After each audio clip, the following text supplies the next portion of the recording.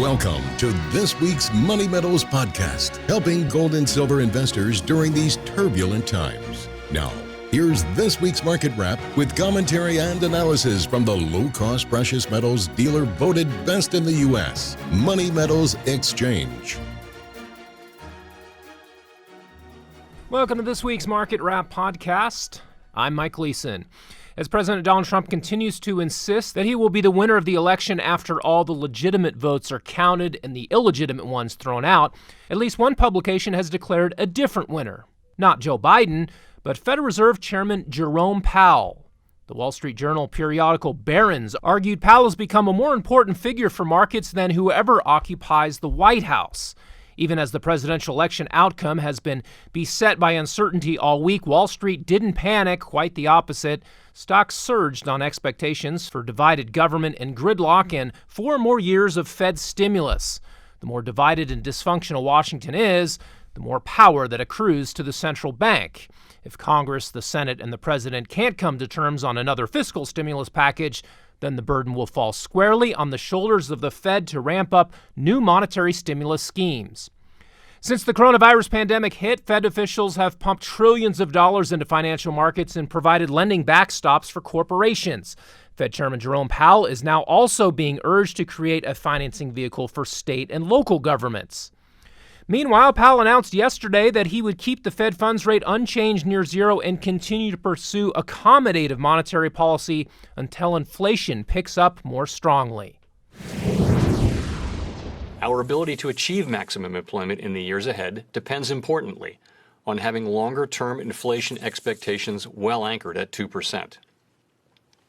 As we said in September and again today, with inflation running persistently below 2%, we will aim to achieve inflation moderately above 2% for some time, so that inflation averages 2% over time and longer-term inflation expectations remain well anchored at 2%.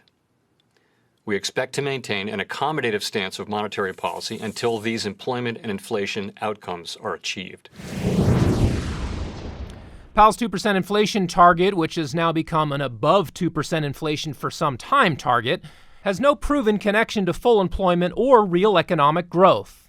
There's no proof that hiring or productivity are somehow maximized when the currency depreciates at an average of 2% or 3% instead of 1% or 0%.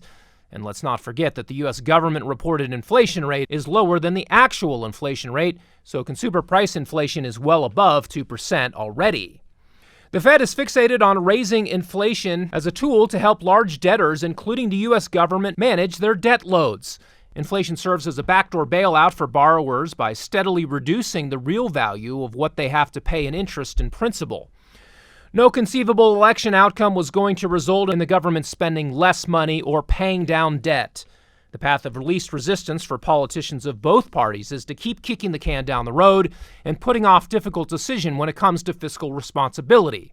There's no real incentive for members of Congress to do otherwise when they can simply offload all their excesses to the central bank's balance sheet. The post-election reality of more Fed accommodation to come helped drive the U.S. dollar index lower and precious metals markets sharply higher on Thursday. Gold closed at its best level in 7 weeks, suggesting technical momentum building for a larger rally. As of this Friday recording, gold shows a weekly gain of 3.6% to trade at $1,955 per ounce.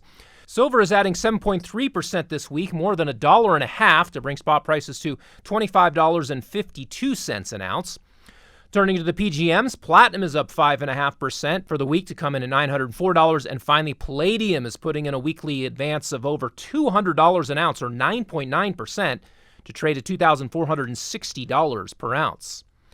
Looking ahead to next week, we will see if the ongoing election fallout has any further impact on markets. President Trump has given no indication that he will concede defeat, even if media outlets officially declare Joe Biden the winner. It's worth keeping in mind that news desks can declare whatever they want, but they don't get to determine how the process will play out with ballot counting and possible legal challenges. Fox News and other news outlets are under fire for prematurely calling Arizona for Joe Biden. It stubbornly refused to retract its call even after the Trump campaign offered a plausible path to victory there. That made some awkward moments during programs hosted by pro-Trump commentators. Not only did other networks agree that Arizona was still up for grabs, but so did political prediction markets. Bettors who put their money on the line still gave Trump a 30% chance of ultimately winning the Grand Canyon state as of Thursday night. Political odds swung widely from Biden to Trump on election night, then back to Biden the following day. Prediction markets don't always get it right, but they do reflect new information as it becomes available.